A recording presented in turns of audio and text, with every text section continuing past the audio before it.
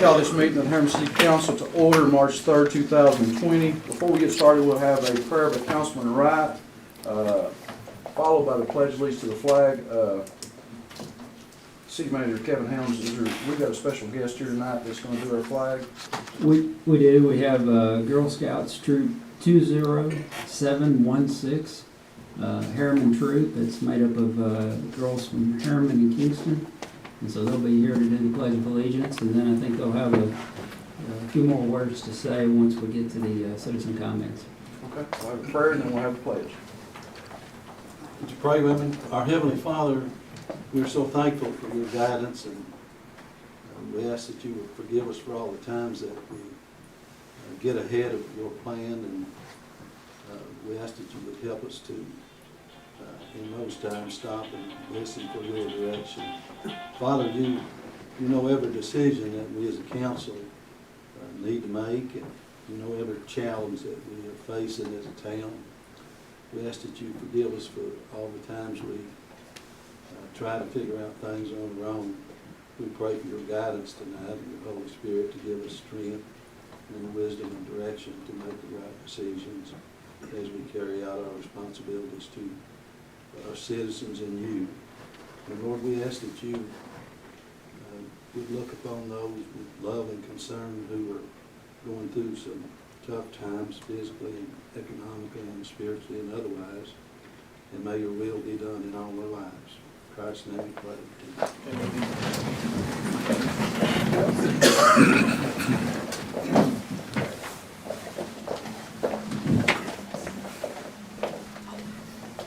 Attention, salute, pledge.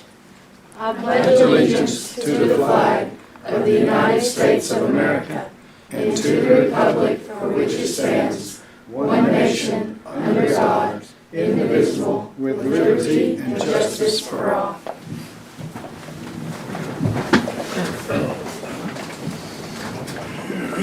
Thank you, young ladies.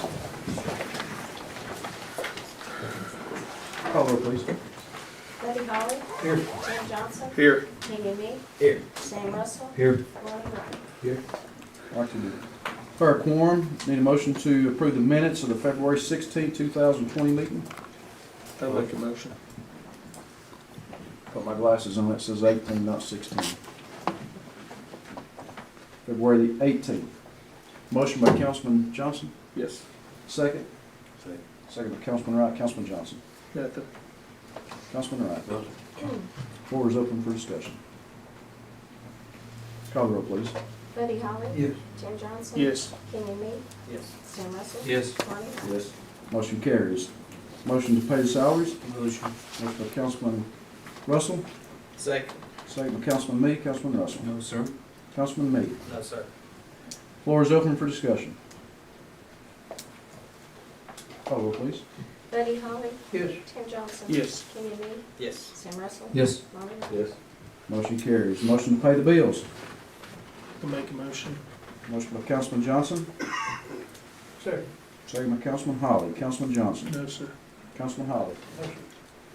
Floor is open for discussion. Call the roll, please. Buddy Holly. Yes. Tim Johnson. Yes. Kenny Me. Yes. Sam Russell. Yes. Lonnie Wright. Yes. Motion carries. This time we'll hear from delegation. If you'd like to address this council, please stand, state your name, limit your comments to 3 minutes, and please come up to the podium so we can hear you. My name's Marvin Fullwood. I'm to talk about some property I bought here in Harriman. Okay?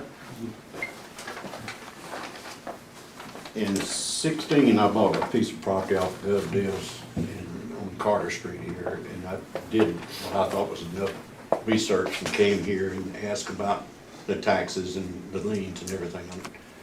And to my understanding, it wasn't any, but when I went to sell it, I talked to Charles, and he said that there was a lien of $18,950 where they tore down a house in 12. And that was, I don't know what happened in 12, but I know what I had in 16. And I've gone in and reworked it and everything. And I'd like to get that taken off if I can. Where's it, what's the property? It's 316 Carter. Is that where, used to be a big house It up was there a and it big burnt? house, and- yes. And, well, I never saw the big house. Like I said, I bought this property, I had some in-laws that were needing a place, and I bought it and remodeled it and brought them in, and one passed away and one's in a nursing home now. So what I'm trying to do is sell it and get away from it. And I can't because of liens like this on it. Has it got apartments on it? It's got a duplex on it. It's, we use it as a single family because my wife took care of her folks and stayed there. I've got a man that's wanting to buy it, but he needs some of these liens taken off of it. Just to update council on this property, if some of you all was here, some of you wasn't. I wasn't here, but I remember it going on. It was at the end of Carter, down behind where Garrett and Sons used to be. It's about 2 houses up. It burnt. It sat for a long time. The city kept trying to get the owners to clean it up. I reckon they vacated it or something. She's passed away. And so the city went in and spent $18,950 to clean it up, is what happened. And so that's kind of tells you a little bit about the property. I don't know legally if we can forgive property if we spend taxpayers' money on it or not. I guess that would be something for the city attorney to tell us. The only problem is, you came here in 2016, they told you there was no lien on it? Well, I came up to the office up here and asked about the taxes, because on Gov Deals, they forgive all the taxes and everything. Right. And I bought it, remodeled it, and now I'm facing this situation with it. Okay. I found that out today. So you checked the lien, you checked the They, taxes. they but did a not the title lien. search and they called me and told me what they found. Okay. The man that's wanting to buy it. I have two here, one on Clifton and one on Carter, and I've remodeled both of them. And now I need to move them, and I can't on this one anyway. My only problem would be, and I don't get to vote, council gets to vote, my only problem would be is if the city used taxpayer money to clean up something that need to be cleaned up, and there's a lien put on the property, if you start forgiving everybody that you put a lien on, there's no need to turn the property down and spending taxpayer money on it. Well, I see where, I've got a list of what was out there. Some was forgiven, some wasn't. I understand that. All I can do is just ask for y'all to, consider it. It's up to this board as to what direction you want to go. So, you said they tore it down in 12, Yes, sir. and you I got bought it it. in 16? Yes, Did I they bought not it. do a title search on it? I bought it Back from then? Roane County on Gov Deals, and Yeah. I didn't do a title on that one. I did on the other one, but, I assumed that it was just like the other one. It was, the taxes for the state, for the county and the city were forgiven. And this pops up today. And the other problem is just like you being a bank or a lender, if you put money into a property, you put a lien on it, that money came from somewhere, Yes. is the only problem, and Yes. it came from the taxpayers.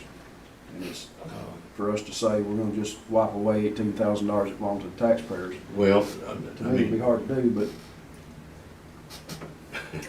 All right, the history I know of it, we did have it torn down, and the reason was, it was just like a lot of them we have this issue with is, we're going in and they either take their insurance money and leave, or in this case, we told them they couldn't build back on the house spot because there's one on the back, which we should have never told them.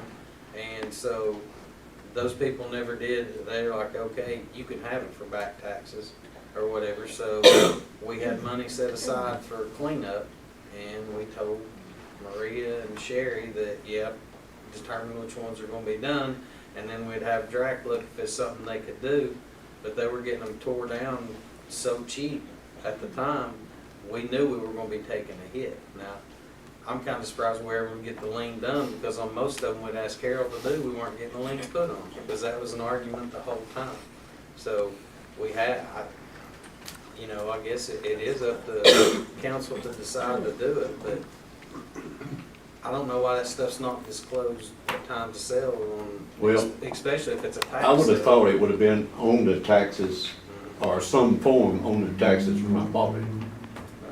And it's not like I didn't do the diligence and come up and ask about it, because I did. Right. And this, like I said, this came up afterwards. And I know I've run over my time. Oh, you're Well, fine. and it did come up, and we would discuss it, is the money that, like how we can get the money back, and a few people on council had issues with doing it because of this reason. You're not gonna be able to recoup some of those monies. I don't understand the cost in it as far as tearing it down. I understand it costs money to tear one down, but $18,000? It was a big house. Yeah, It don't take long with a trackhoe to move a big house. Is this the only lien on the property? Yes, as far as I know, right now. But you know, this lady is passed away, and I bought it from Rowan County. And I've remodeled it, and I need to move on. there's a couple of them we couldn't get them to tear down that weren't single, so we had to go out and took the best bid, is basically what we did. Remember, there was a problem too, something in the basement, gas lines or something. Yeah. They had to, Like I say, I don't know what was there. Yeah, it was- When I bought it, this was a lot of it. Right. we couldn't just go and demolish it, we had to do a bunch of things. Can we make a review of what Marie did and We might need to look at all of them we've done like that before we decide on it. yeah, before. Not that we're not. I mean, I'm just asking, because, you know, I ain't got $18,000 to put into a lien. I won't get that out of the house and recoup what little bit I put in it. So I'm gonna let it rest with y'all, and y'all, So you all want to review the record, see where we're at? Make sure from the city attorney that if we decide we want to do away with it, that legally we can, with it being taxpayer money, that we, that sound okay? but since I bought it, I'm on time, taxes and everything else, so that's, you know, and I took that blight and made it look decent for the town. So I'll let y'all decide, Okay. but Can you leave us your contact information? I can. Who do I need to give it to? Good to see you. That's fine. Thank you. Thank you. Thank you, buddy. This is, property. Yeah. This is where I took it over.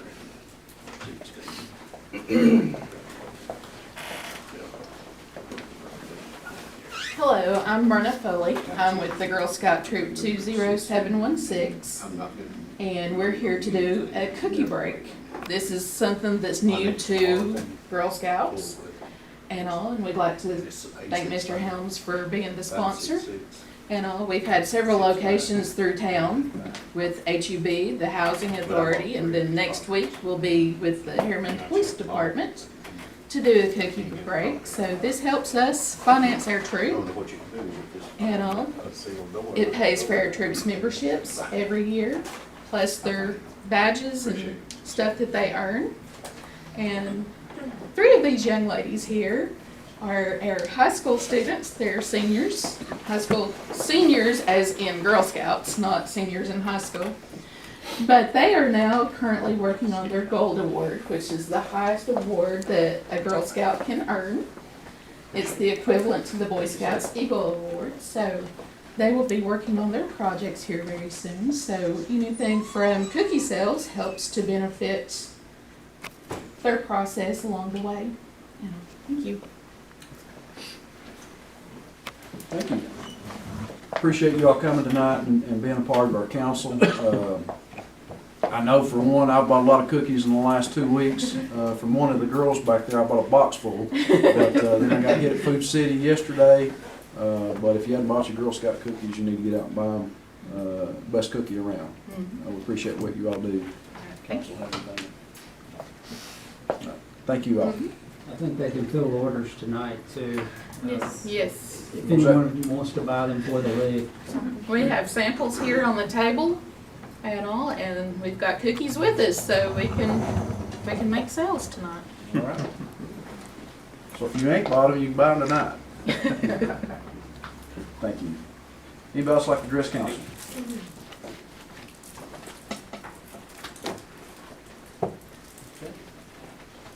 reports. Harriman Utility Board. As the council's aware, there's a lot of damage in Middle Tennessee due to the tornadoes that ripped through last night. We are fortunate to be able to send a crew out to Cookville this evening, and they should be there 1 to 2 nights cleaning up some damage there. Fortunately, we didn't suffer much of anything last night. We've had a contractor in town the last couple of weeks, cleaning up the area around the mudslide and the landslide in West Hills area. We've actually been able to set a new pole and span the whole area that's impacted, so hopefully we'll be out of the way of that damage for a while. And while the contractor's in town, they've been helping us replace a static line, and we actually had a rolling roadblock on the interstate between the airport road exit and the Midtown exit. Harriman Police Department and Fire Department assisted us with that that was Sunday about 1 to 3 a.m., somewhere in there. So I appreciate the city's help with that, and of course we had permission from TDOT to do that project.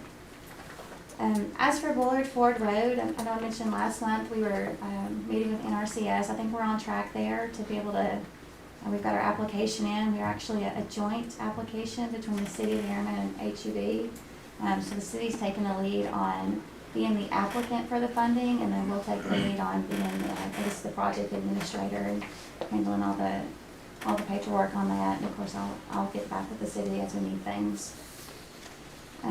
Our gas project I've been talking about is still ongoing. It will be for the next few months. We're on Margrave Drive. We'll see our contractor out there. If you have any questions, just please direct them to my office. And there's also a website people can check out. Our website, hub-tn.com, there's a map on there. They can see if their neighborhood's impacted. The last thing I want to mention is that our annual report is almost finished, so by this time next month, I'll have a paper copy for you. Any questions?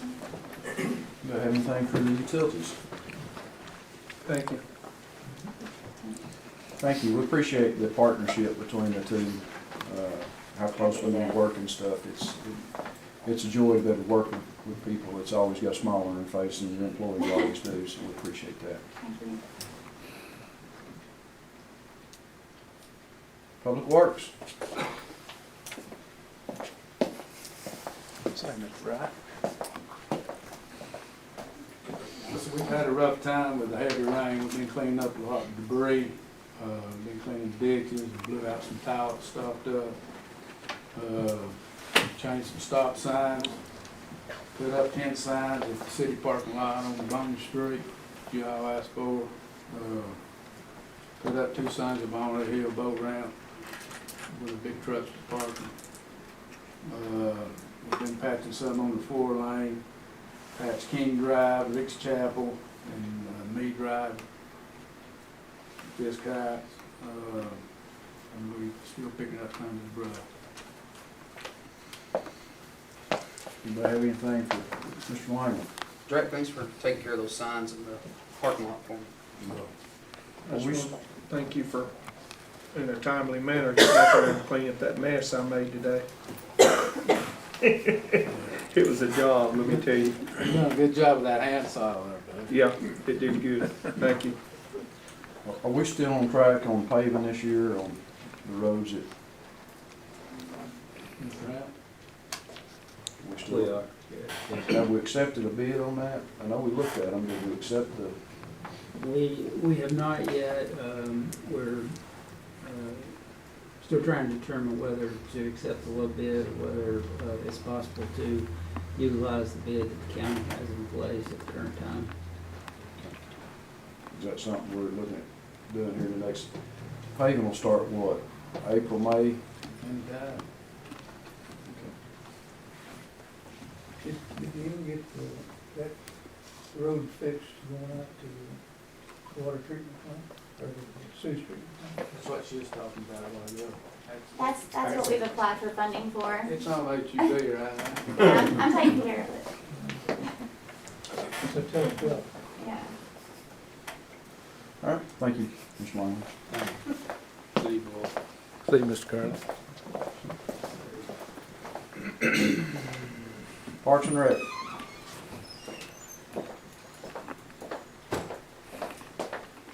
speaking of Boilerport Road, we've partnered with Riverfront Park with the problems we have with NRCS.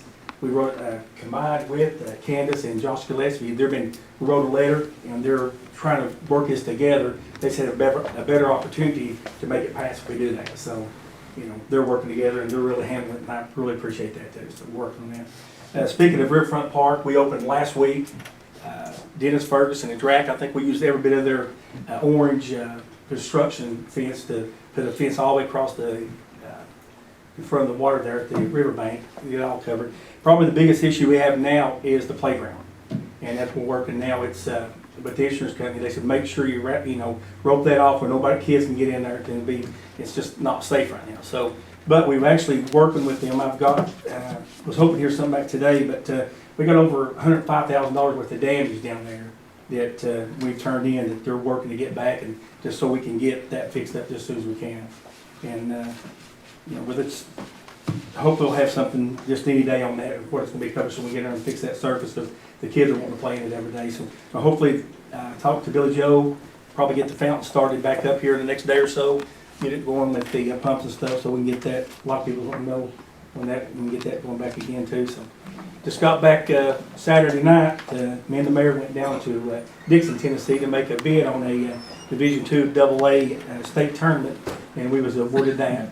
And they was real impressed with the mayor coming down. A lot of people just sent something in, didn't even have anybody there. So I think they was really impressed. Of course, they had seen him at several state tournaments too, so that really helped a lot. And Tasha and some of the other girls really we had a really nice gift bag. So we walked in, they knew we meant business, and I think they was proud to see us there, and it was just getting awarded that. That's gonna be 16 teams to be here in July, the 9th through the 12th. That'll come down, to our city. And so that's be something else we want to talk about tonight is our fields. We talked about taking some bids to get some work done on our fields, and we only had one person really bid on it, and that was Matt Ladd. A lot of people don't know about the fields apparently. So we got one bid for fix all 3 fields. It's like $26,000. So what I want to do, hopefully we can talk more about that next time. I want to bring forward so we can start getting one field done, because high school's already, the softball team's already to start playing next week. So we get one done, switch it over, get another one done, and we got to have 2 of them definitely for our tournament. Then we go into field 3, then get some little work done over to Drax Field also. But that's something we need to get done. I mean, a lot of them just said that we talk about it all the time, but we need to get our fields back where they need to be, for kids to play in. And basketball, we ended up basketball season this weekend with the tournaments. I think we had a great season. Thursday night we had our awards ceremony. I didn't really plan, was just going to have it at the community center, but we had so many people wanting to come, so at the last minute we called the Princess Theater, and they said come up, didn't charge us anything. We had over 300 people there. So next year I think we're going to build on that one. I'd like to invite all of you there next year to be part of it. I think we can make it even a bigger thing too for that, for people being there today. That was there. So we have community center. We still have photography classes going on in the next few weeks. Bingo, dancing lessons, and pickleball. It's going on there too. So splash pad. I know Mr. Helms will tell you more about that. A couple weeks ago we got all the equipment ordered, and hopefully this week there will be approved for putting the bids out. So that's moving along a lot faster. I know he'll have more to say about that. And have we got a time frame, Charlie, on the, and I've been meaning to ask this, but right now would be a good time for people to see it, on the park as far as how much time we're looking at before we can go in and start working on the banks, or did they give us any kind of time frame when you all sent that in? Right now, we sent the letter in, and Josh sent something back saying, can we do anything else? So, and they said, look, we're just waiting. They got engineers, figuring out what exactly needs to be done. Then they'll come in there and say, this is what's going to be done. We're going to go back so far on the bank, do all this. So they're coming up with a plan. Then after that, the best scenario is probably still going to be September, October. I mean, if they was to prove it, that was going to be as quick as we can get it fixed. Fixed or started on? Fixed. Well, started. But he said probably, but the worst thing we could be probably next spring. Okay. Anybody have anything for? Charlie, me and Billy Joe and Donna had spoke to one of those guys down there, one of them work crew guys. Hmm? He knows something about those fountains, and he said there's a certain type of paint that we need to get to repaint the inside of that to where it'll hold up. Cause that stuff that we got, what was it, 2 years ago, Billy? It's not doing very well. This stuff here is like real, like rhino liner stuff. Once you put it on, it's not gonna come loose or nothing. Okay, we'll check it on too, and I think Billy Joe wants to get some new lights and stuff too that's in there, so we'll get all that going, hopefully have it up here in another week or so anyway. Okay. The awards show the other night, Charlie, that was really fun, thank you for it. I appreciate you coming and Yeah, kind thank of, you. seeing the names, and know you enjoyed seeing all these young kids' names, and appreciate you coming too. So next year, we'll make sure we invite everyone to be part of it. And baseball, we're just right around the corner. Baseball, we're, by the end of the week, we hope to have all the teams ready to go and start, scheduling games next week, open ceremonies, April the 4th. Make sure I'd like to invite everybody now, because we're going to try to make that a big one. We're going to do baseball, softball, and wee-ball all together. So we got right at 250 kids right now, and there's a few of them we're wanting to come in, so we're going to make that a special day. April the 4th, that's on a Saturday. Thanks, sir. Appreciate you.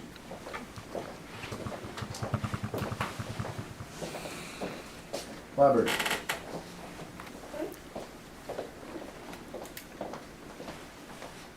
We've been working on, we received both the grants, which I told you about, the tech grant and the top grant.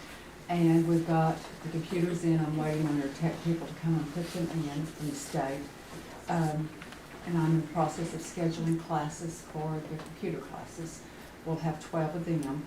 And one is on iPhones, because I've had a lot of older people having trouble with their phones. So we will have a class on that too.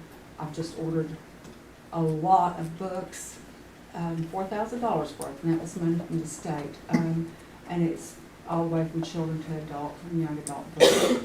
But then we will be ordering some more books, because unfortunately all the good authors that everybody likes around here didn't come out with their new books until now. So, but the 4 children's programs are still going strong. And of course we had Valentine parties, and they are growing. And I'm sure there's more I'm forgetting. I left my list at work. Anyway, but everything's good for the library. And fortunately, we have not had much leaking, just a little in that corner. It's not been bad considering how much rain we've had, thank goodness. Thank you. Thank you. Anybody have anything for the library? Thank you, ma'am. Any other committees before I get into the finance director stuff? Bruce, you have anything you want? Dr. Curley. We have sent the file for 2018 property taxes to the clerk and master, and I have prepared probably 3 spreadsheets for our tax attorney, and so we haven't gotten that out. They'll be following up on that. So we can't take 2018s here anymore. So otherwise, on the current property tax, we've collected 90% as of today. So pretty good. Was that average? Well, yeah, it all comes in the last week of February. So but we had like $150,000 a Monday, and Friday we had a similar amount. So. Anybody have anything for Dr. Curley? Thanks, sir. City attorney?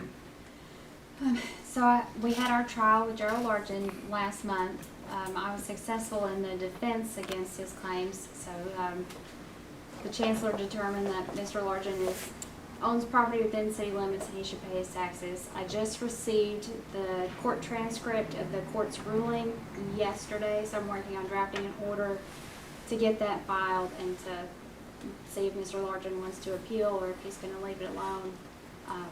But I'll have an order soon, and I want to thank the city employees who ended up being subpoenaed and testified. It certainly helped make my job easier. Anybody have anything for the city attorney?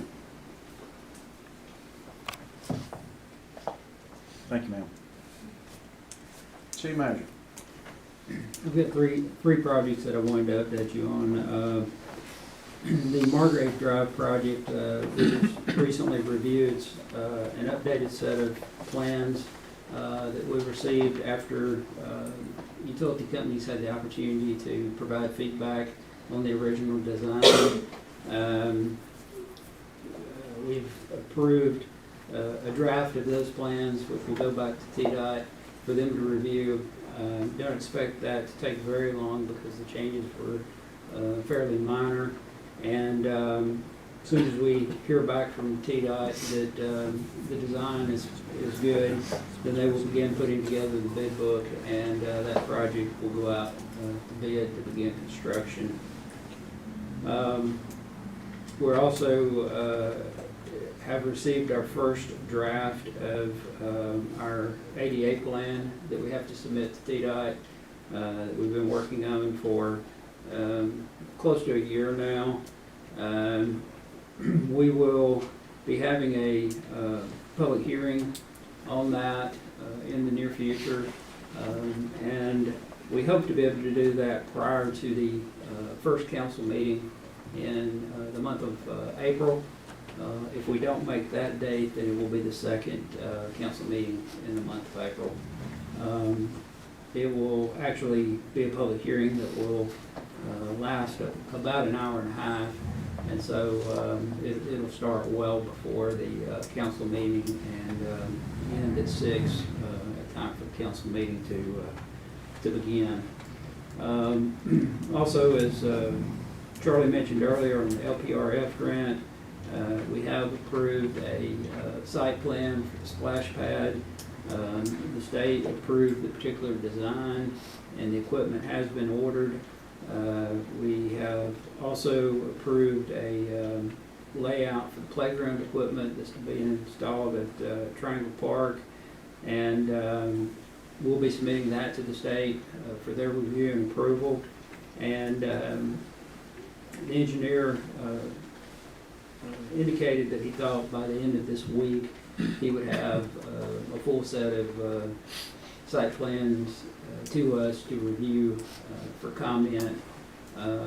Once we've agreed that that's everything is set in the direction we want to proceed, that will be submitted to TDEC for their review as well. Okay. Anybody have anything for city manager? All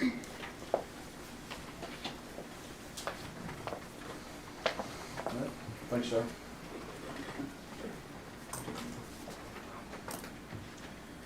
We're going to new business.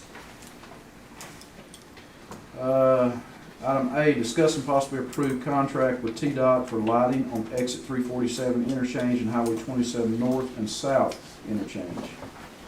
Everyone should have this in your packet. Mr. Travers, you want to explain before they vote? Yes, this is the project that we've been working on for some time.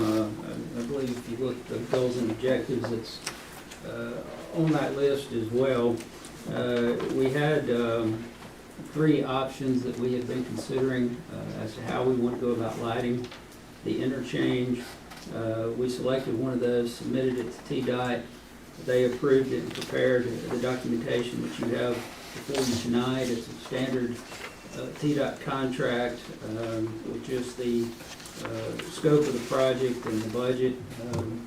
Generally is all the changes within these particular documents. So this project is roughly a little over $1.2 million.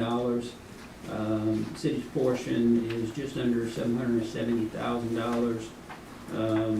That is within, actually a little bit under what we budgeted when we put the budget together. The state would be contributing almost $472,000 towards the project. Essentially, the lighting of the interchange itself, we split 50-50.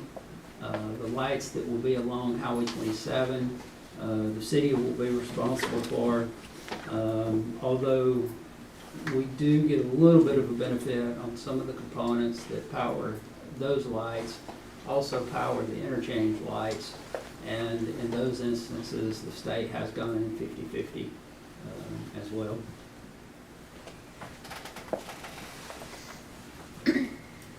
Motion to approve. I'll make a motion.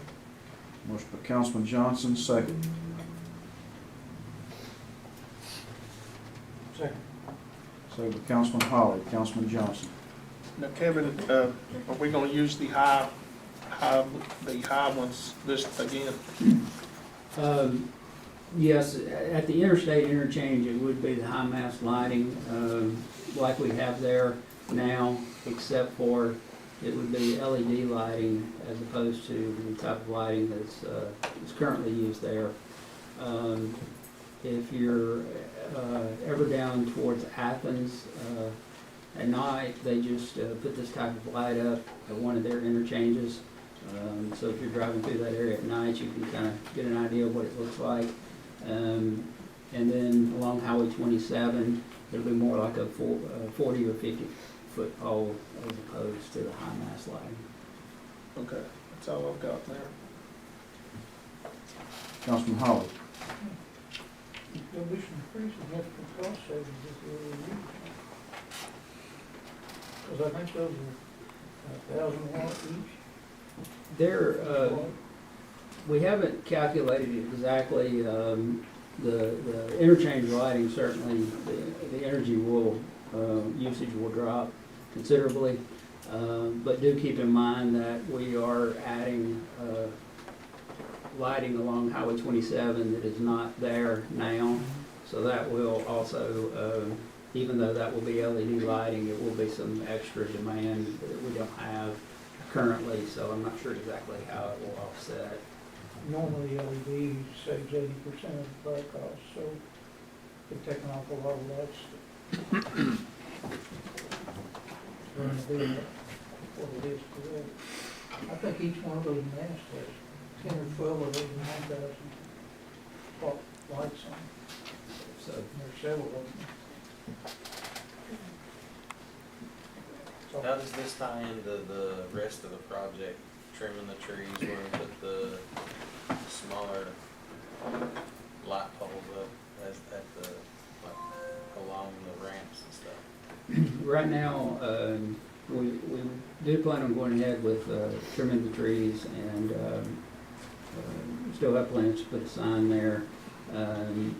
But we don't have included in the project the smaller lights along the ramps. This price doesn't include any of that? No, those are lights, the additional lights that are included in this are lights on Highway 27 from roughly where the Kentucky Fried Chicken location is down to the interchange, and then from the interchange down to roughly where the Holiday Inn is located. Yeah, I know we're adding those. I thought all this was on that one. Is there a second one out there then we're trying to get for the other? For the lighting, Along the ramps and stuff and cutting the trees down? not for the lighting. Now, we had an option that we considered that had the lighting that you're referencing, but that was in place of the high mast lighting. I guess I missed something then, because I thought those that Kenny brought out with the smaller lighting is what we're going with. Maybe I missed a meeting or something. We decided to go with this with the high mast. Is that what it's it is. Yeah, there was one point in time where we were leaning towards the shorter lights like you're referencing. But then we had another meeting and had collected some data from a number of different light vendors, the state, and some of the other cities that have utilized the high mast, and at that point decided that the high mast would be the best option. Because these high masts don't mean anything if we don't clean it up down there. That was the whole point of that thing right there. Right.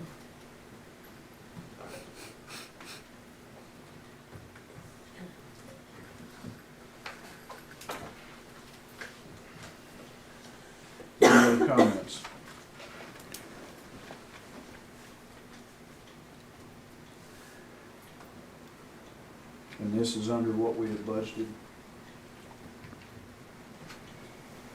Not a lot, but a little bit.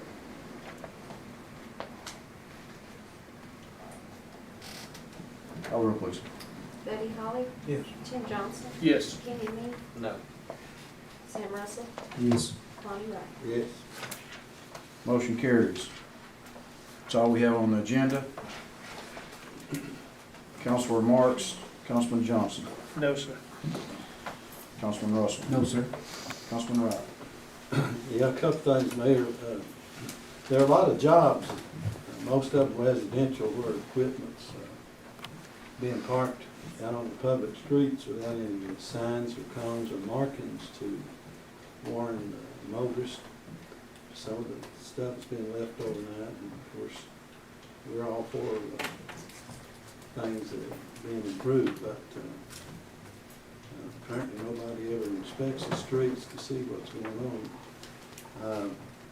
Another thing too, there's a lot of work where earth movement activities are going on, and we got runoff into the streets and the drains, which can create problems. And Kevin, the off-ramp down at the Cracker Barrel, if you're traveling south, has no markings or reflectors. If you go down through there at night, this time of night, you don't see that till you're right up on it. And apparently the state took them off, you know. And if I remember right, the bridge work was responsibility of the state. I know HEB had a significant cost for relocating service lines, and sure they can put some reflectors up there, you're gonna have a crash. That's all. Thanks, sir. Councilman Holly.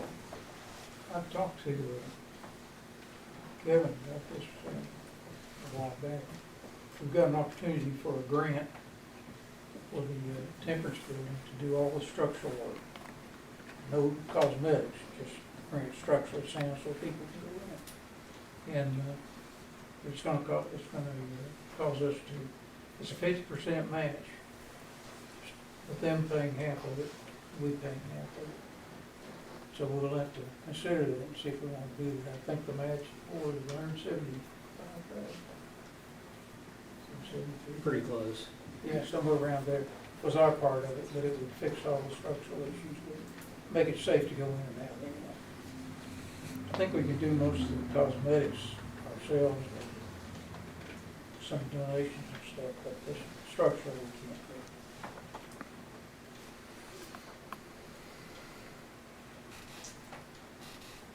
I talked to Senator Yeager this weekend. He said that you had reached out to him, and I appreciate y'all doing that on the grant.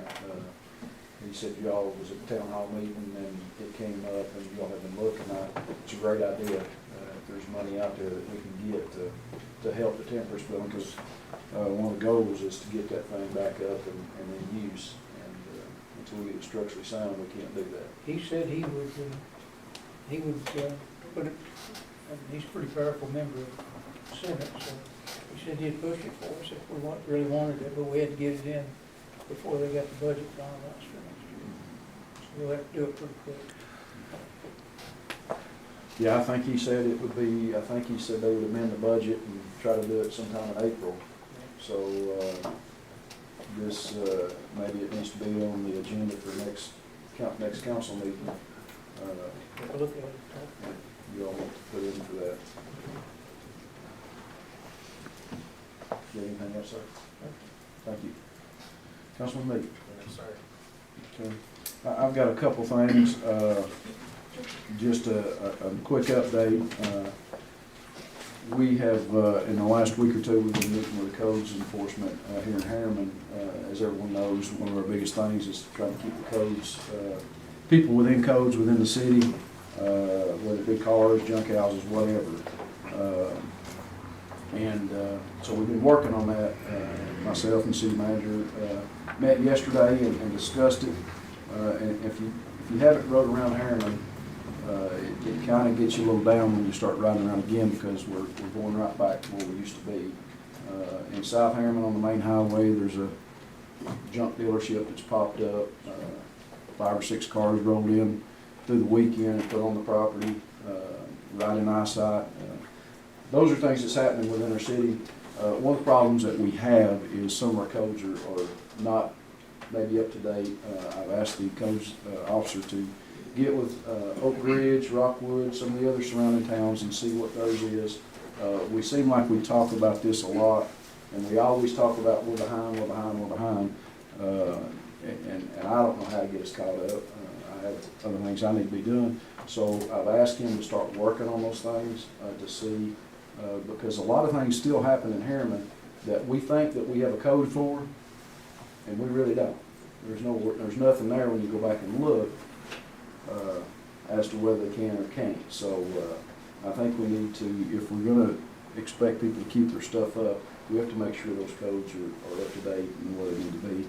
And you know, I had a lot of people tell me back before I ran for mayor, we don't want somebody in there that tells us how to do our property or what we can do. We pay our taxes, we do whatever. And I understand that, I get that.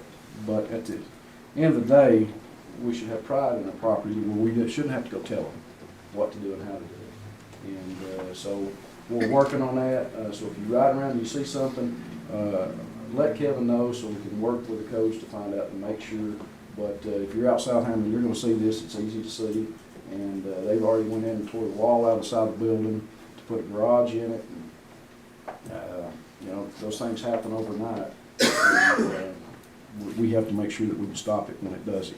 And doesn't have any power on the property, but seems like they can do those things. I don't know. So that's an update on codes. We need to make sure we're doing that. The new development we talked about last meeting, we sat in here and Kenny gave us a presentation. I've had nothing but positive feedback on that. I haven't had anybody tell me, not yet, now they might, that they don't want to see us moving forward with this project. If we want to grow and we want to sustain it and continue in the direction we're going to have to start doing those things. And so I think we need to really look at this Midtown project. And I met with some people today on 2 housing projects, not housing projects, house projects that they're wanting to build new residential areas in Harriman. So I took them out and showed them a couple of different places. I think we're moving forward, but we just got to continue the wheels. And I appreciate what you guys do and what the employees do, but we just need to keep moving forward. There's some great things happening. We have met with a business last week that is wanting to move their business here, which would be a 600,000. Is it 60,000? 60,000. I always want to say 600,000. It sounds so much bigger. A 60,000 square foot building, which would help not just the city, but our utilities and stuff. So we've been meeting with them for probably the last 6 months. We're hoping that happens. But there's a lot of things going on in Harriman. We just need to keep it going and make sure that we're doing what we need to be doing. Well, anything else? Anything else need to come before this council? Motion to adjourn. Motion. Second. Second. All in favor, aye? Aye. Any opposed, like sign.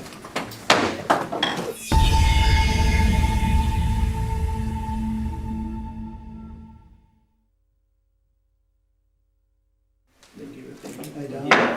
I'm now calling town council meeting to order. Call roll, please, Chuck. Robert Miller. Here. Jeff Bass. Kenny Brown. Here. Jason Stiltner. Here. Terry Holland. Here. Ron Shelby. Here. We got 5 out of 6. We got a quorum. Would you lead us in the pledge, please? Yes, sir. Pledge flag, please. I pledge allegiance to the flag of the United States of America and to the republic for which it stands, one nation, under God, indivisible, with liberty and justice for all. Amen. Lead us in prayer, please, gentlemen. Our most gracious Heavenly Father, we approach the throne of grace and ask that you would give us wisdom and tolerance and understanding as we debate the issues of the night here that would help us to operate this town in such a way as to serve its citizens and bring honor and glory to you. We know that if we approach the throne of grace with an open heart, that you will give us the words to say and the discussions to be made that can make decisions that would serve you and serve our citizens. We pray for our great nation in this election season that you would give us godly men and women that would lead us. We pray for our servicemen and women home abroad, to give them peace and comfort and bring them home safely. We ask all these things in thy son's name. Amen. Amen.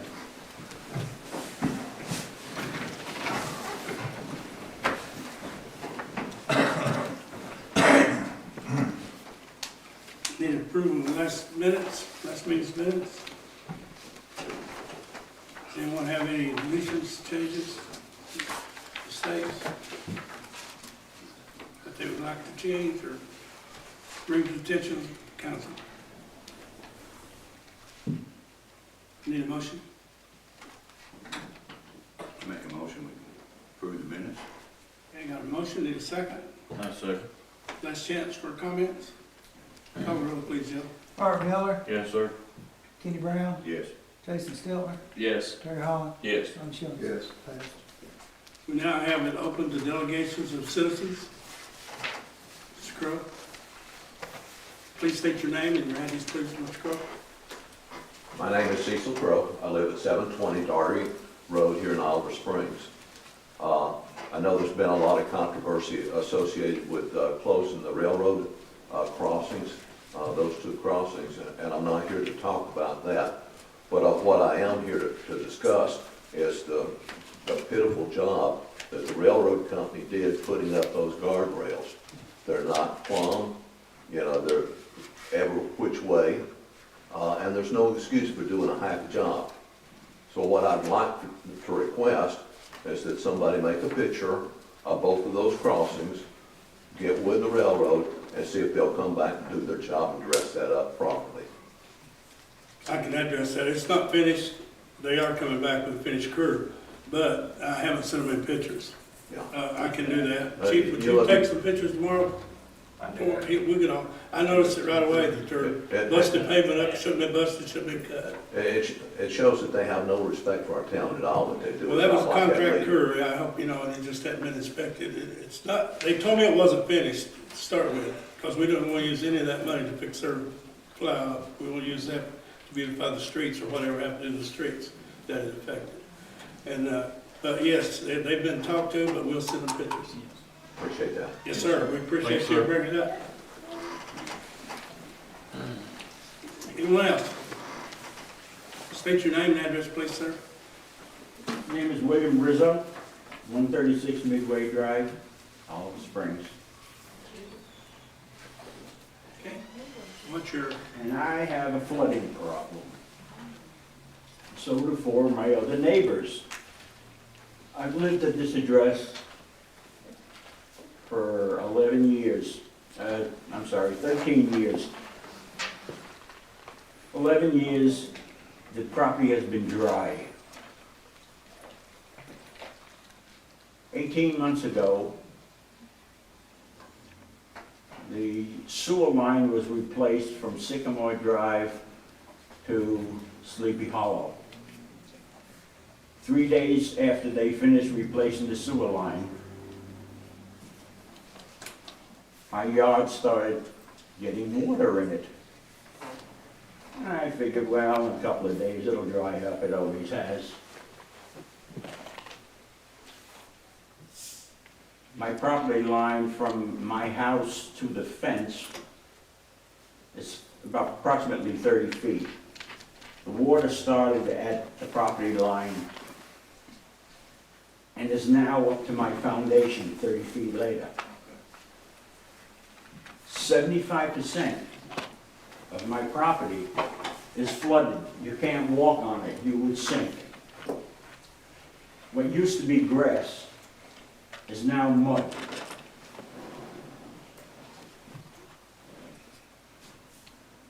The neighbor at 138 Midway is also flooded. The water comes from Sleepy Hollow through his property onto mine. Passes through mine, goes through 134 Midway. And it goes into 302 Alder Drive. 50% of his property is underwater. It passes through there and goes through 300 Alder Drive and ultimately ends up in a culvert. This water runs constantly, 24 hours a day, 7 days a week, whether it rains or not.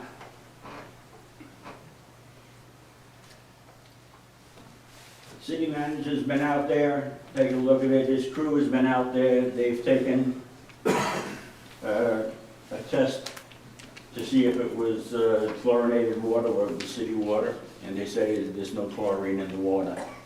So it's an underground spring or something. They got diverted when they put in that sewer line. I have pictures of the dry season. It doesn't look like this anymore. It's all mud now.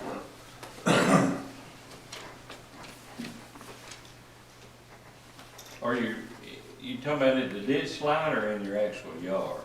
My whole yard. Oh, The front lawn is fine. The back and the side is covered from one end to the other. Side towards Sleepy Hollow. Yeah, I pulled up on Street View. Yeah. Talking about it. So, you said you've lived there 13 years, correct? Yes. Do you know when the house was built? Just out of curiosity. I don't know. Here's the reason why I asked. I grew up at 431 Sleepy Hollow Road. I lived there for 18 years. First 18 years I was born. Okay, I'm 41 now. That side yard has always been wet.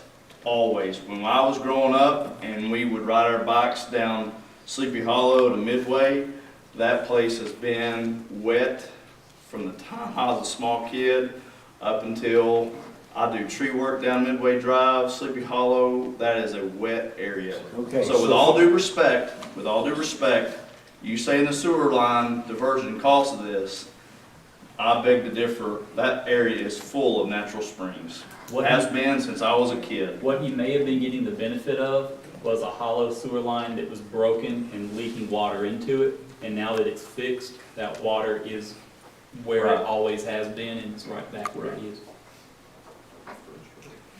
It's always been wet, you say? It's Yes. always, for 11 years, there was not a drop. I can rototill it and it was a dust farm. All of a sudden, I can't walk in the yard All due anymore. respect, I disagree. You disagree? Yes. Is it all over by the railroad? The other street you're No. talking about, the zip between you and the railroad? No, I'm not near the railroad. Everyone's on the airport. Not the road, the old railroad. It runs down. You know where Brian used to live? Yes. His mother's pool. Yeah. The house up there. I've seen 3 foot of water out of that 15 years ago. And I seen them put French drain as big as a refrigerator all Oh, it used to around be it. bad. That was below your house and behind you, I guess, a little bit. You're saying this area was dry? This whole area now is flooded. This is the Well, I mean, back. This is the back. You said for 11 years all that was This dry. has been dry. Yeah. This is a garden area here. For 11 years, I have grown a fantastic garden. In August of 2018, my garden was done in August. So my tomato plants and peppers and stuff were all done. And I see, it's August, I said, I could put in some broccoli and cabbage and cauliflower, that likes winter weather. I put those in the ground. 3 days after, the whole place is flooded. I rototilled that 3 days prior. It was a dust farm. And up until today, 18 months later, you can't walk there. You can't walk it out there at all. Well, on the far end of my yard, the highest part of the yard, I've got that rust-looking water coming up. I've had the city check it. I don't know where it is. It comes up on the highest part. I have rust-looking water come down. I have kind of like a gasoline-looking flowing on top of it.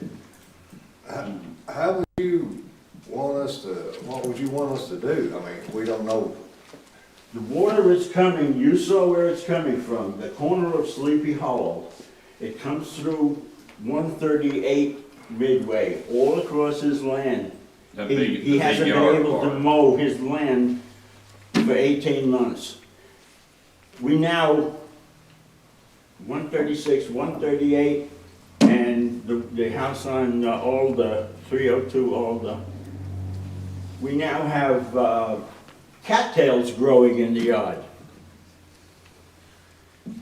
The solution is his neighbor in the middle, there's a big fenced in area, and it's kind of like a little bowl, and that's where the water percolates out of. And then it goes past his house, and it goes past all his neighbors' houses to the ditch. The solution would be for that neighbor to dig a ditch to our ditch and let the water go into the ditch.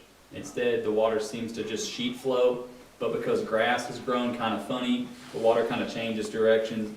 We believe it's a spring of some kind, but there's a pond above it. It's in a low spot, and there's land all around it. When they were repairing the sewer line, they had to have bilge pumps running the entire time because water kept coming in from the ground. So the solution would really be for him to hire, not him, but the neighbor, or all go in as a collective, because everybody's problem right there. It would be to hire an engineer and get a site plan and get something worked out, because it's on private property, and that's the problem, is that we can't bring machines onto it because it's somebody's land. And if you touch it, you own it forever. So I've been out there a couple times for you and for your neighbor, and we have tested the water to see what kind of water it is. It looks like it's just groundwater. It's in a low spot. Now, if he was to dig a ditch and take it to our ditch, it would take it away from all those properties, because right now it's running behind all those properties. Because it sort of sheet flows and it funnels, and then it goes behind all those properties. Mm-hmm. But if he had a ditch to catch it and take it that way, but he didn't appear when I talked to him last time to want to dig a ditch. He kept saying, who's gonna dig it for me? And that's what he kept saying, something like that. And it can't be us, because it's on private property. I remember as a kid, there was something different, but I can't remember what happened in that field you're talking about next to your neighbor. I don't know if you remember, it seemed like there was a house or something there. I think there was Talking about 40, 50 years ago. there was a farmhouse, I think, there when Platt started those houses out there. You're talking about right there when you first turn on the Sleepy Hollow. Yes. The house right there on the left, right there. I've lived on Sleepy Hollow for, going on 28 years. That field right there on the left has always had, it's always been wet. This is a lost cause. No, I'm being honest. I'm telling you. I'm being honest with you. It's always had 11 years water. this guy has been mowing his land. He When can't even walk on it now. When it dries up, it dries No, up. it never dries up. Keep your voices down. It never dries up. It does. It No, does dry up. you're wrong. I'm done. Thank you very much for But listening. no, I'm being perfectly honest with you. It will dry up right there, but it's been wet right there for about 9 months. But I But think I've lived there for going on 28 years, but that corner right there. It used to be cattails. It used to be growed up cattails for many years, and I don't know from the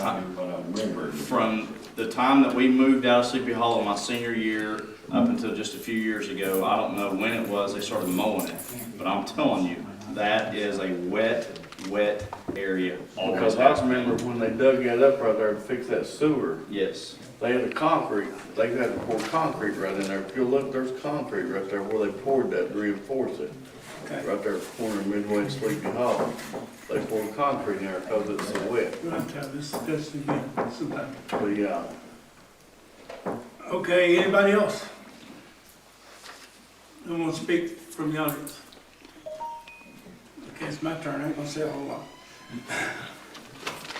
I wish we could always be peaceful and discuss things, as, but sometimes people get excited and they talk loud, and they don't mean, I don't think mean harm by it, but it's disruptive, and so we'll try to keep that peaceful arguments, and as you did, we did fine. They're unhappy, and I can see their point why they're unhappy, although I've talked to them a couple times, and this will end it, but the house below and behind him has had 2 to 3 foot in their crawl space before, and they French drained all the way around it. My son-in-law's mother moved from that area because of water running into her pool. It's a in-ground pool, and it was higher than the surface, and she's still got groundwater in it. So I'm sure he'll get an engineer and a lawyer probably, but whatever he has to do, we can't afford to fix it. It's not ours, groundwater. Well, we can't fix it without getting some authority and releases from people, and that would take a little while.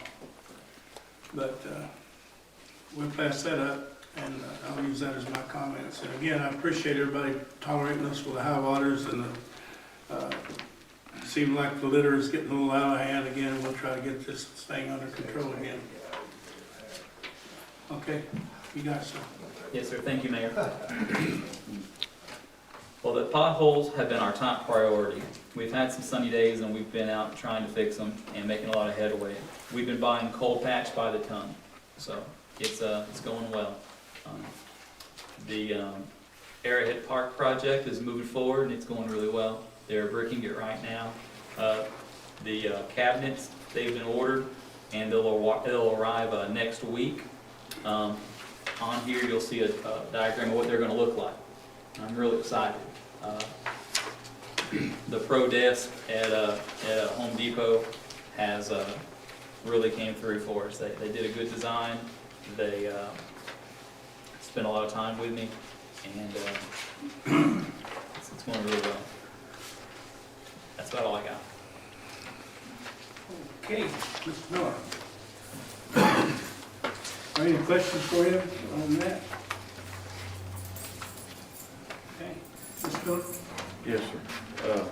Almost right there, we turned off Tri-County on Midway at the fire hall. That's broke off.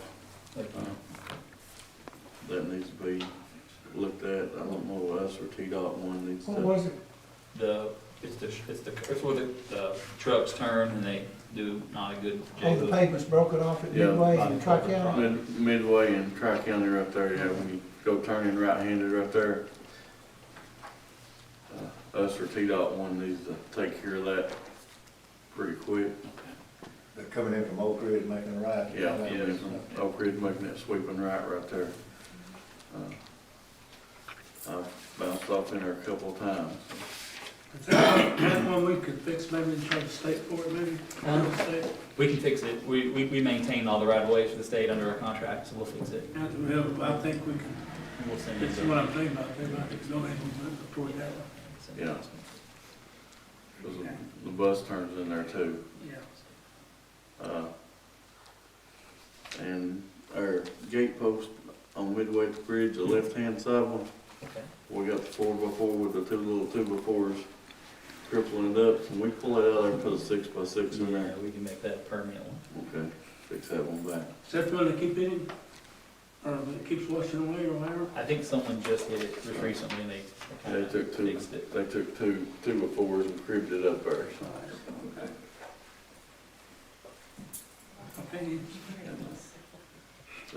I like what Rusty and them's doing with potholes, so that cold patch is doing the trick. I'll let him know. It's staying in there too, so, It's good cold. yeah, Rogers that's some good stuff right there. So I guess just him and the part-timers are doing it right now. Yeah. Sure. They're doing a good job. Well, thank you. I'll let him know. Let them know that. That's all I got right now, sir. Mr. Brown? Yes, I know I inadvertently forgot to mention it last week because I didn't hear the noise at the bridge across from the high school, and apparently we've got it fixed, and I'd like to thank everybody that put effort in to get that piece welded back or bolted back up, whatever they had to do, because it was a nuisance. But anyway, up at Tuckertown at Green Street and Windrock Road, there's a drain that goes under the road into another culvert, goes into the creek, but it's stopped up. Okay.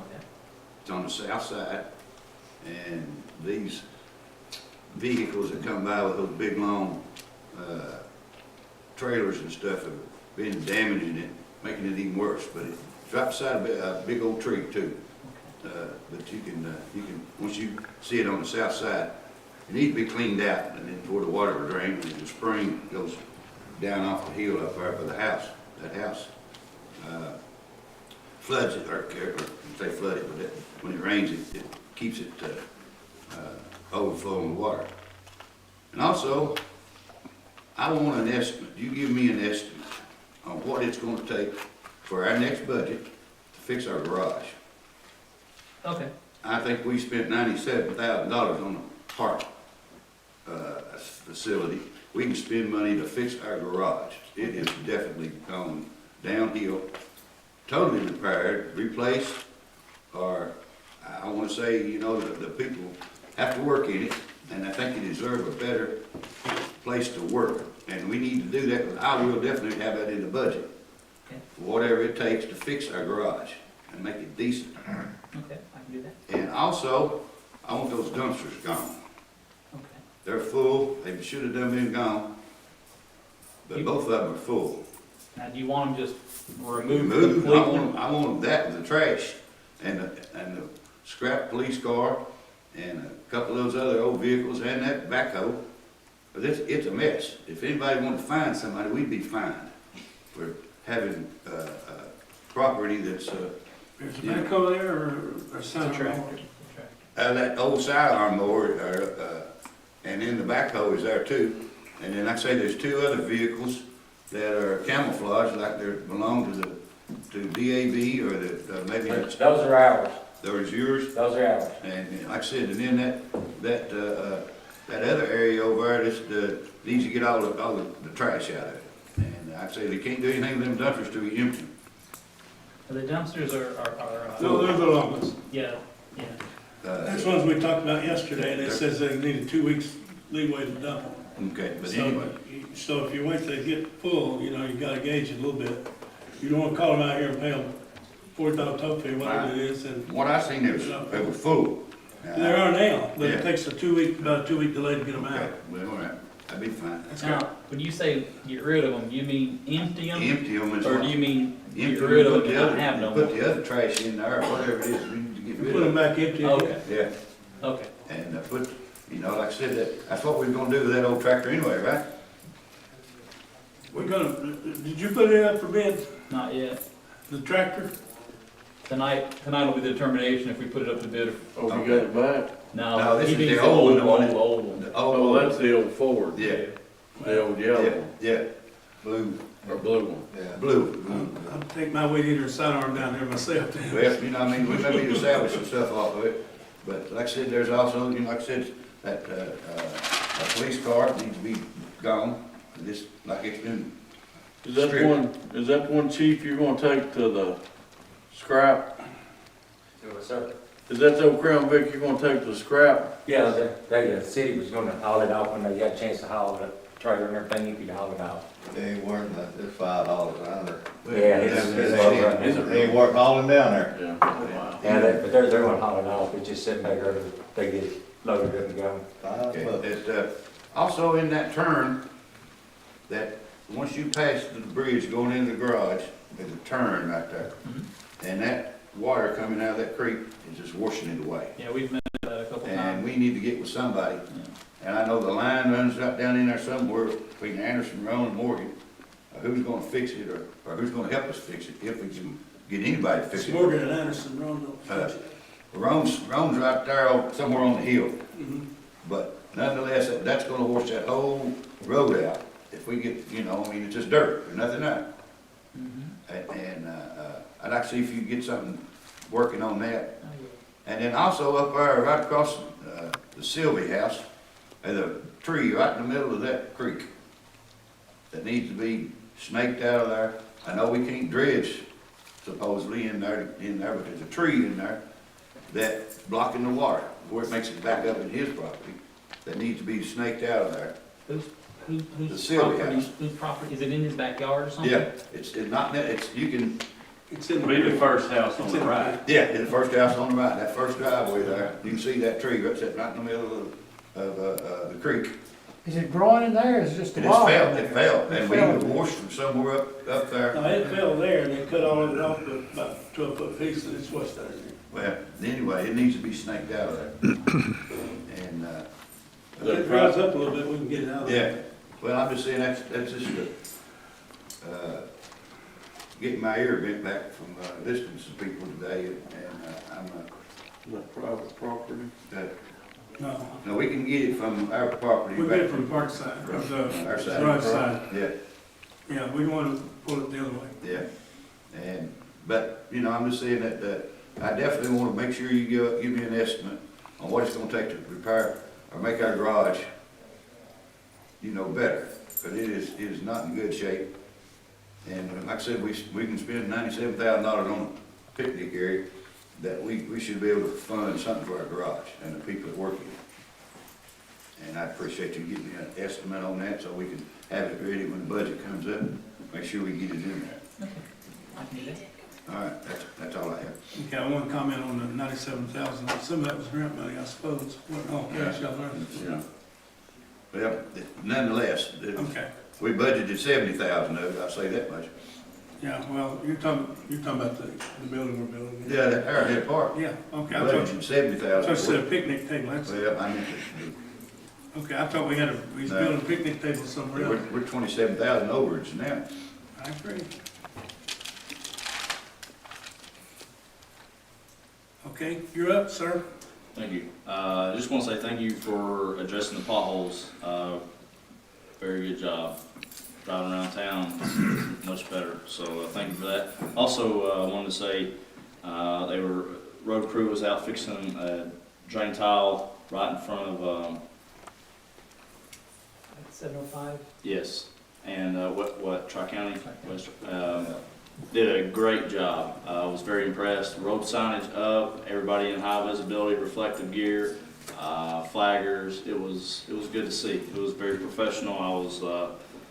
I'm not gonna lie, I thought I was in Oak Ridge for a minute, and so it was good. It was good. Is that what they left the road though? But nonetheless, so I just want to say thank you for addressing the potholes.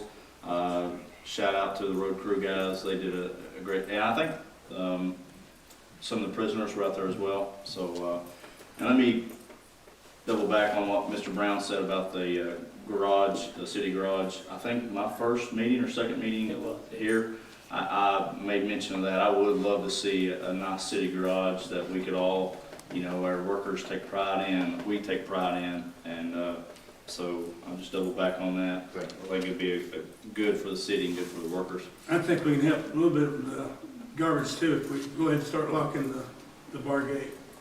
People that are dumping into the I thought we dumpsters. was locking that thing. No, we haven't been locking it. That's how the garbage gets in there. There's a lot of it. It is a lot of it. We can do dumpster. Yeah. But it might keep some of it off the streets, but they spill some when they dump They ain't gonna keep it off the street. That's all I have, Mayor. Thank you. it. Okay, Mr. Holland.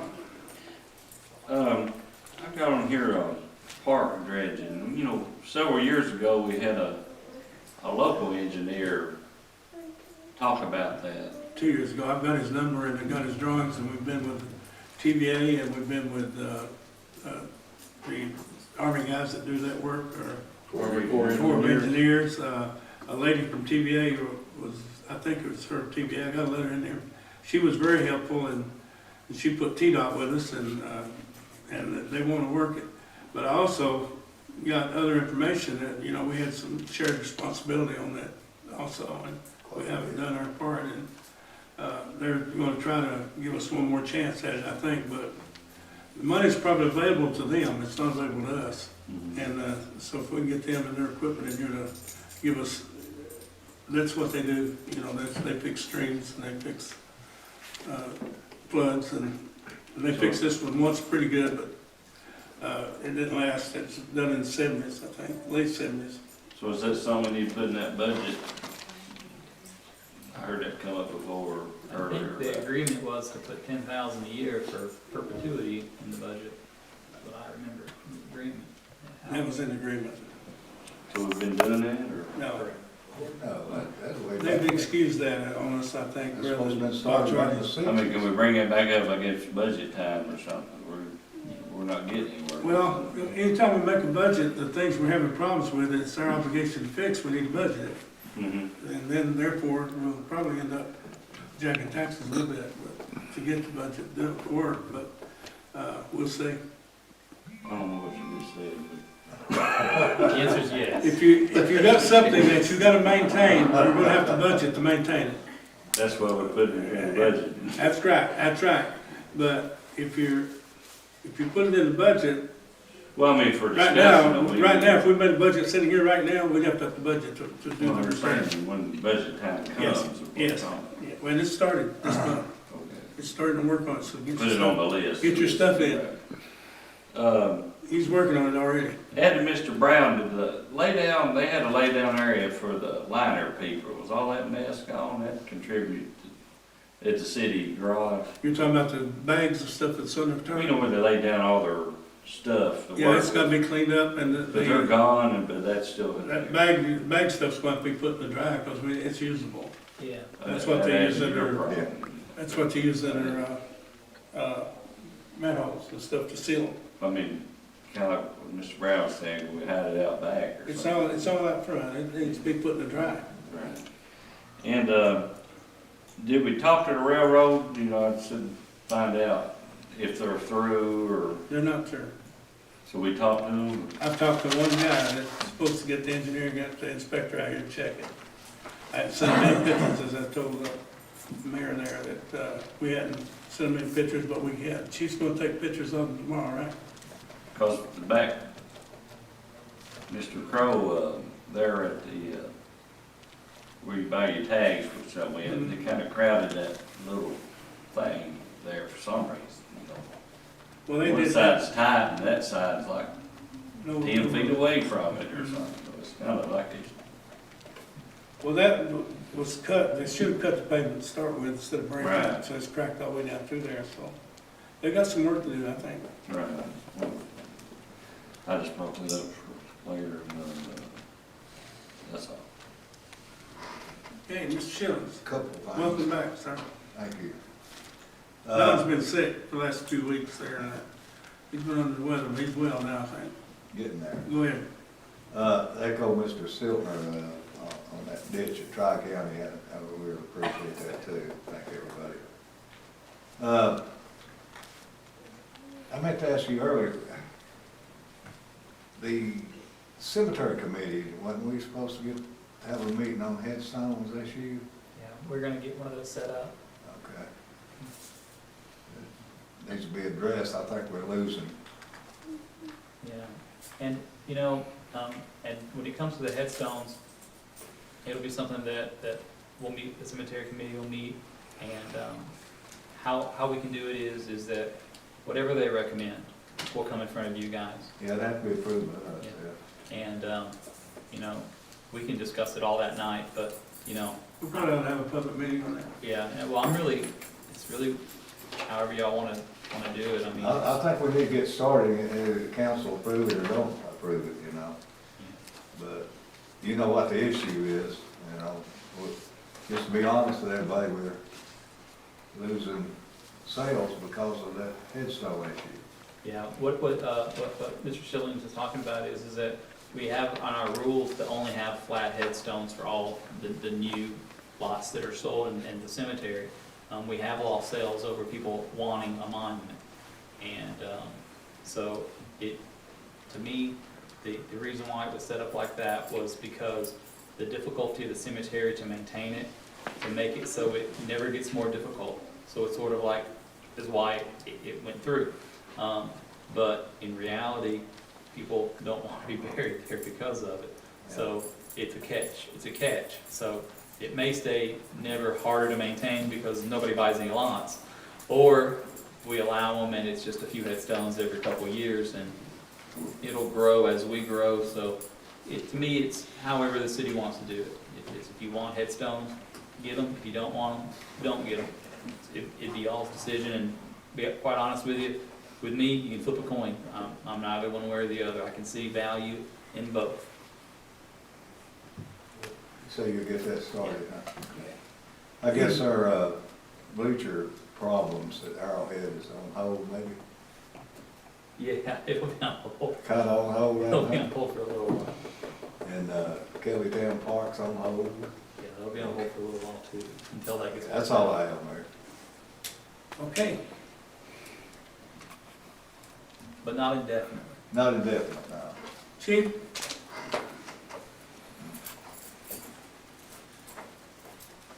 Give you an update on the motor, y'all had me order last week and sell 2 cars.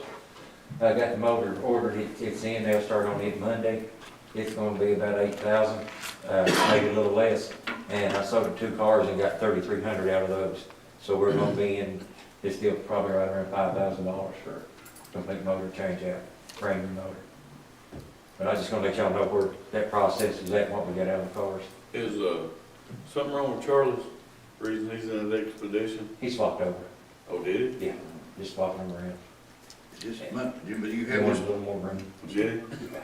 you've got this money in budget? Yeah, y'all okayed it last week, last meeting.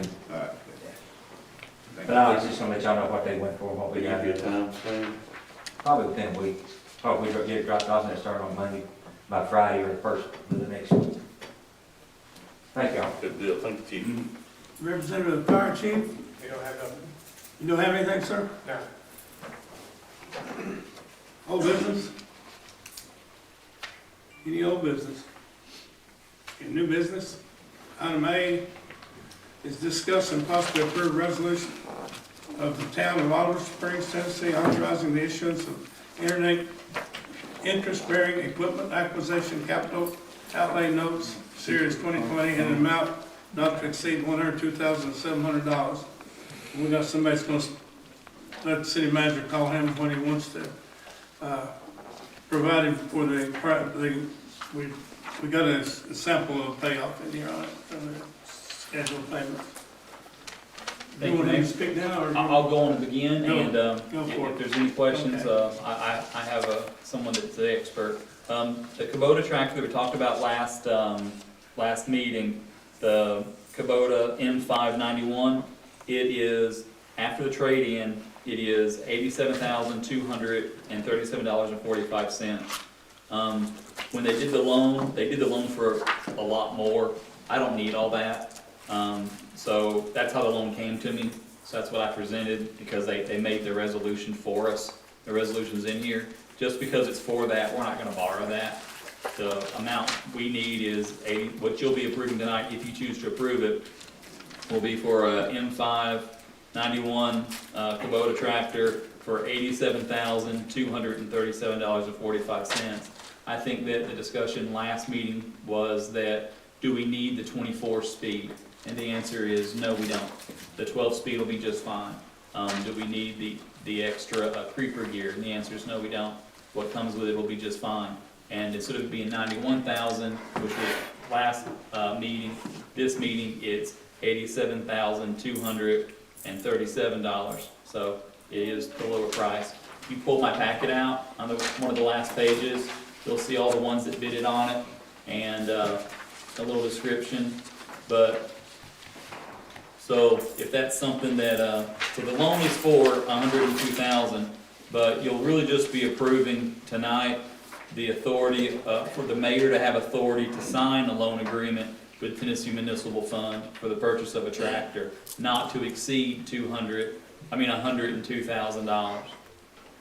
So you're just giving him authority to sign for one section for the loan, and if you want to do the tractor, which we really do need it, you would approve the purchase of tractor for $87,237.45, and trade in the town's New Holland tractor, the Plateau Trucking and tractor.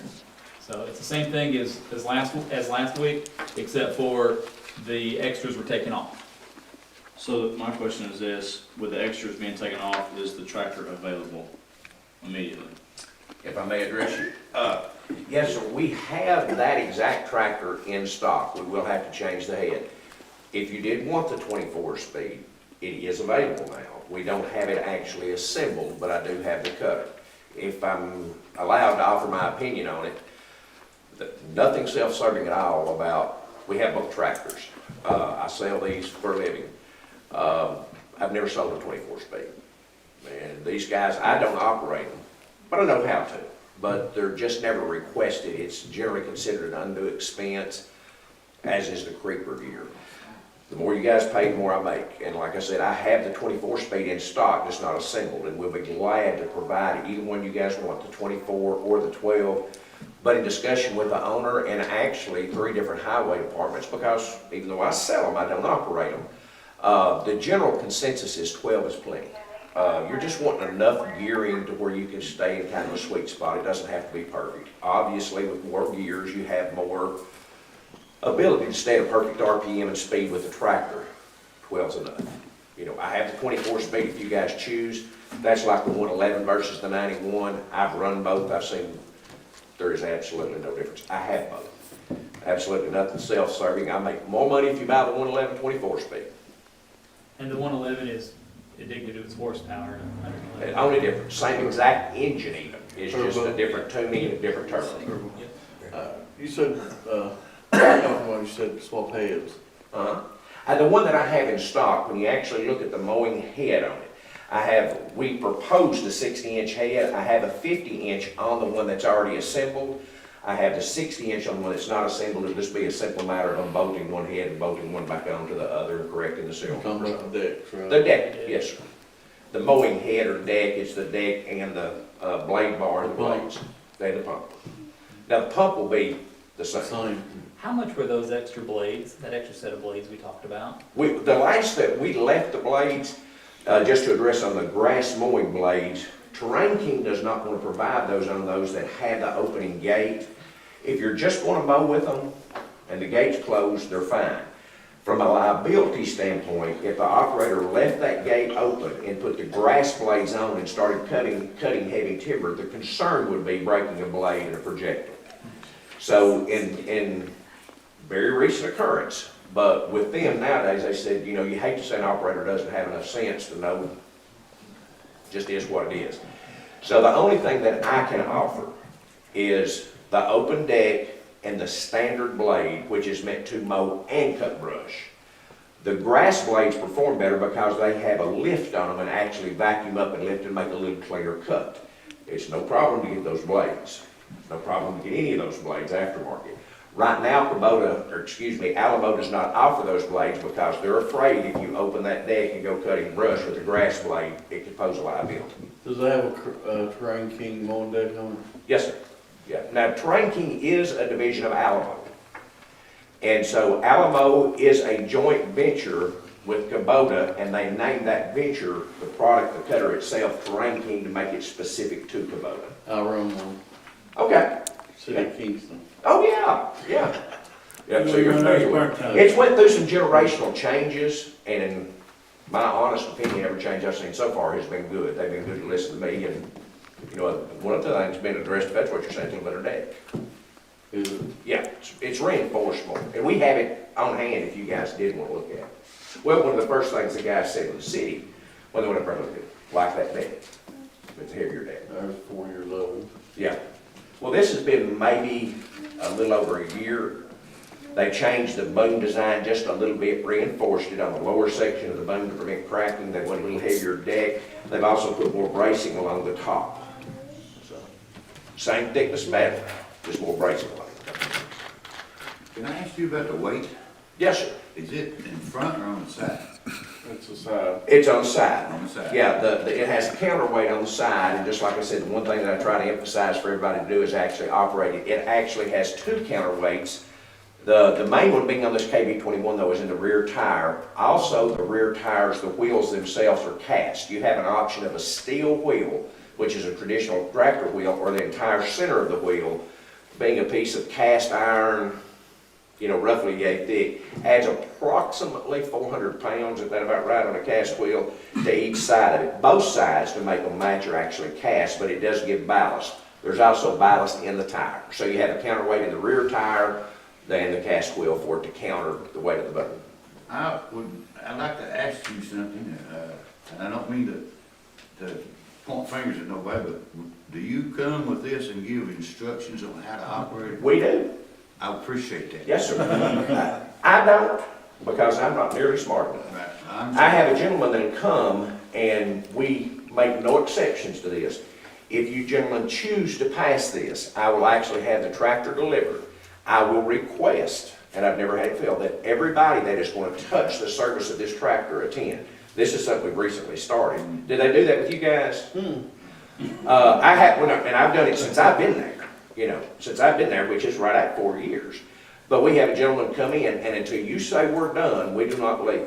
We want the operator in it, operators in it. We also want the service personnel. We'll show you every service point, answer any questions you have. To the best of our ability, answer all the do's and the don'ts about how to run it. But no tractor is delivered now through our dealership that is not, it's actually, I think we waived that on yours. Remember, we cut the fees a little bit, but part of that fee was the training, but we still do the training. We deliver no tractor without training and for the operator and the people servicing it. And I bought a new car and I still don't know where some of them buttons are. And I'll tell you the bad part of it, and one thing we tell everybody, the gentleman that does this training, we make sure that everybody has his card, because it's just like if the salesman or anybody else tells you, you get a little overwhelmed sometimes. It's a new tractor, everything's, and there are going to be questions. And literally, we're at your beck and call if you need us as far as that goes, because the guy that does this training will leave you his personal cell phone number. All right, thank you very much. Yes, sir. Any other questions? I got a couple Yes, sir. of them. By changing the head bigger, is spec'd out to handle it on your arm and all that. Oh, that's the normal configuration, actually. The smaller head, some people prefer the smaller head, and it is actually on the smaller one that we would change. It is a thicker deck. Both, the one I was telling you about that we'd replace it with, has been redesigned. But sometimes if they're just doing banks, there's a lot of angles and ditches, they just find actually that the 50-inch is a little easier to maneuver and manipulate. Just like a big mower deck scouting a yard, it's got little humps and hills. If you have a lot of intricate mowing to do around rocks, down in ditches and everything else, some counties and municipalities prefer the smaller head. By the same token, the bigger head just gets more work done. So it's strictly personal preference based on the terrain where the tractor is going to be used. The norm is a 60-inch head, but the 50 is available on request. It is more expensive because it does have an automatic opening gate. And it's actually a thicker, heavier for more brush, rock, tougher terrain.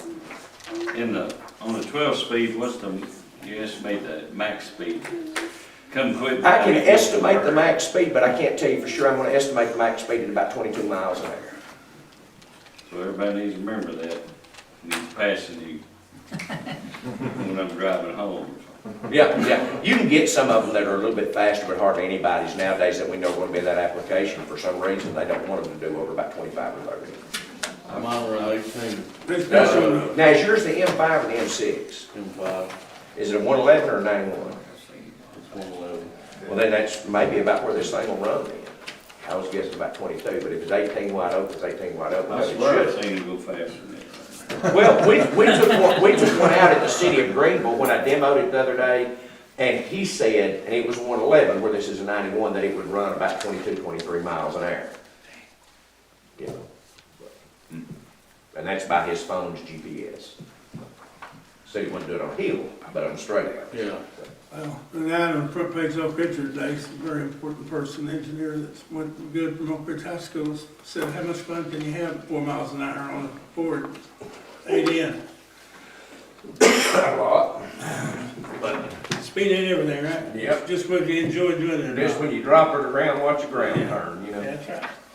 So we had, 91 was last meeting, but I was counting 24 speed And I took those off for this meeting. I'm reading it last night, thinking, well, wait a minute, something's wrong with this stuff. And my suggestion, what he and I discussed earlier, just for you guys to know, and like I said, all I can do on this is give you my word. Everything is in percentages as far as my income. The more you pay, the more I make. I have both tractors. I have the 111. Now, you can only get the 24 speed in the 111, as a matter of fact. But the vast majority of the ones that I sell are in the 91 and the 12 speed. I seldom get asked for anything else, and those requests for me to turn bids in are generally in cooperation with experienced owners and the powers that be in purchasing. I deal more with counties than I do cities, but I sell quite a few of these to cities as well. With you being an experienced operator, and it's a question, it's not, don't you feel the 12 speed is adequate for a boat? I feel the less moving parts you got, the better off you are. Yeah, and when you go to the 24 speed, just so you'll know, you have 3 ranges of 4 and a splitter. You don't need that much.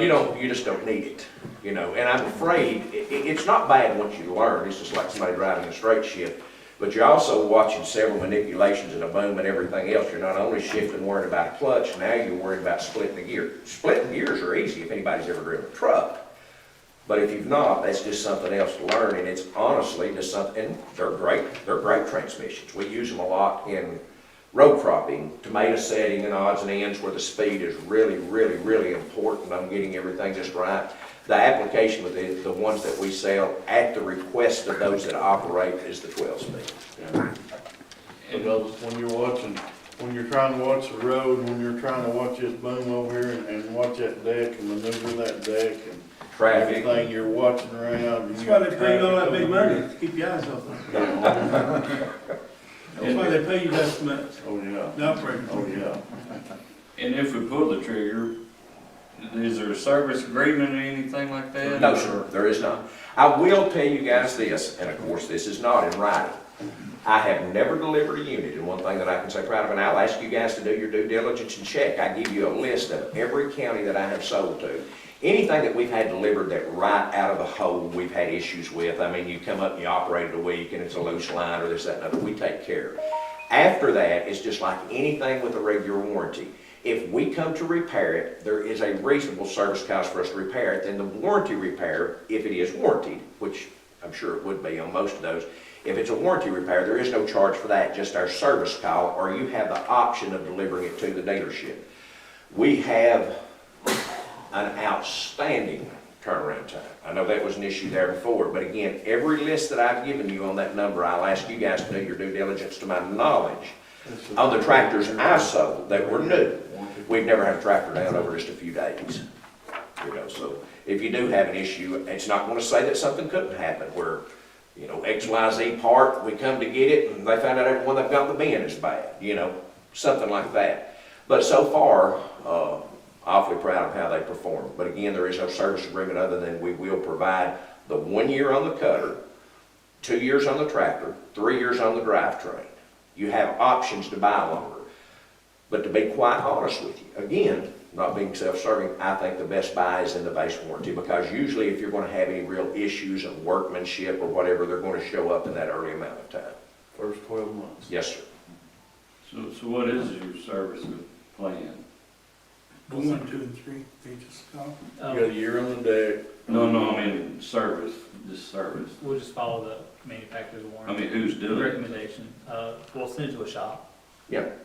We can either come and pick it up, we can service it on site the vast majority of the time, or you guys can bring it to us. Oh, you're doing the work, Just like you're with just anything. not- Yeah, we do all the Okay. service. We'll take- We have the That's parts. right. They're like a and the real, facility that has repairs. They got a. Oh, no, that's good, that's good where we're service getting bigger. department. I can speak. Yeah, he can tell you that. We've got- No, we're We've not got a going great to. service department. Yeah, they come right out and do it, like the fluid changes and stuff, they come right out and do everything. No, that's all good. Do we want to pass this A and B or just two separate motions? A is it the authority really to purchase, and You the can other one combine is all Probably two together. different motions. sign and seal. Joe, is it A and B good together, or you should do them separate? I were borrowing money, it's probably better to keep it separate, although I Okay. agree we could put it together. Is everyone through with discussion? I'm not trying Motion to to. approve, Item A. item A. Item A, we got a motion approved. We know what payments are gonna be Yeah, that's, you got it on your, It's in here. for the 87. yeah. While he's looking that up, thank you for coming. Yes, sir. Thank you. Thank you for staying so long. I'm glad to. Apologize for the. Well, we kind of made it a daddy daughter day out, so we can do it. Well, we're usually out of here in 30 minutes, but no. There's the amortization. Not It's always. on the 10 year. So, It'll be a little less than that because it'll be less money. so all this is really saying what? I mean, So it you're looks really like a lot of, This is the resolution that you're going into a loan agreement with Tennessee Municipal Bond League to borrow not to exceed $102,000. You're only actually borrowing $87,237, so the loan amortization is a little different. It's around $11,000 to $12,000 a year payment over a 10-year, and so that's what the first thing is allowing. No, item B is allowing the mayor authority to sign the agreement. so it's not really a bank, it's more like a government. It's a government thing. That's kind of, Yeah, I trust them. They, Interest rates is low too, yeah. Joe, I don't guess you want to read that whole thing, do you? I can. it wouldn't be good, that's 20 pages. Well, the I still would. the resolution is not that long, but the signature page is on the end. 3% your interest rate, a little over 3%, Yeah. 3.1. But it dropped a quarter. You what? It dropped a half. Yeah. Whether we get it or not, I don't know. Election year, bud. Okay. We're up to vote. Need a Who seconded second? that I'll motion? second. Okay. Got a motion, got a second. Any more discussion on item A? I'm curious, is this gonna be ready when? If you choose to get the one that we have in stock, I should have it to you within, I think I put on there 10 days, 2 weeks roughly. I did, I have, fortunately for me, unfortunately for you, just sold 5 and 5 in front of you, but we'll get it to you within 2 weeks. Well, I'm just saying, we still hadn't got the loan approved yet, right? It has to go with the, Yeah, we'll have him to sign some stuff and Okay. then we'll do a close. yeah, well, I'm saying we get it by at least 1st of April, or, Pretty sure, Yeah, I'm pretty sure. Within 2 weeks of us receiving the PO that you're actually gonna purchase it, we'll have it. When do you have to have your money? Hopefully, it won't take nearly that long. 30 days, but I'm pretty sure that's good. Sir? you have 30 days for payment. Yeah, certainly. Okay. and no credit. So I'll do a PO in the morning, give it to him, And we'll have to send this to then we'll GMA. start doing all the processes and, yeah. Oh, Well, that's that Steve vacation. Queener will come. See, Take it out yeah. of Jason's salary. You take out Jason's $40. Yeah. Okay, are we ready? Any more discussion? Ready to vote? Call the roll, please. Robert On Miller? A, item A. Yes, sir. Kenny Brown, Yes. Jason Stelter, Yes. Terry Holland, Yes. Don Shelby, Yes. passed. Okay, item B is just the approval for, Mayor's For the- authorization. Perfect. Sign. approve the paperwork. Yeah, and trade in the tractor. You Yeah. got. Well, I ain't gonna drive it. I make a Put it motion. in there. Got a motion for item B. Got a second for item B. Any more discussion on item Who B? seconded it? Robert did. He Okay. made the motion, Robert seconded the motion, and any more discussion on the motion? I'll just make a point that we saved $4,000 by waiting. Yeah, that's good. Good call, Robert. Yeah, good. Yeah. Good Saved us program. He's $4,000. complimenting you. I'll tell him take $4 an hour off their pay down there for that. Yeah. Give me 4 more. Okay, call the roll, Joe, or have one? Robert Miller, Yes, sir. Kenny Brown, Yes. Jason Stelter, Yes. Terry Holland, Yes. Don Shelby, Yes. passed. Okay. Is there any other business to come before council? Make a motion to adjourn. Motion adjourned, second. Everybody in favor, stand, please.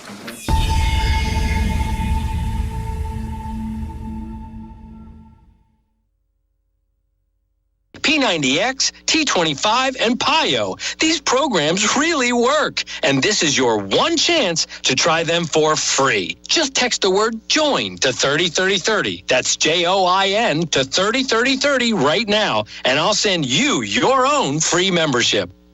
Are you looking for senior care for your mom or dad but don't know where to start? Hi, I'm Jen London with A Place for Mom. Nobody knows your parent or loved one better than you, and nobody knows senior living better than the experts at A Place for Mom. They've helped thousands of families find the right place for their mom or dad. I was so glad that I called A Place for Mom. My advisor really listened and was truly my partner in finding senior care for my dad. She went out of her way to get to know him as a person and was always there whenever I had a question. The senior living advisors at A Place for Mom partner with thousands of families every month, listening and offering local knowledge and advice to help find the best senior living communities across the country. And it's a free service. Here's the number. Call A Place for Mom at 1-800-469-0286. There's a place for answers, a place for mom. Call today. Call A Place for Mom.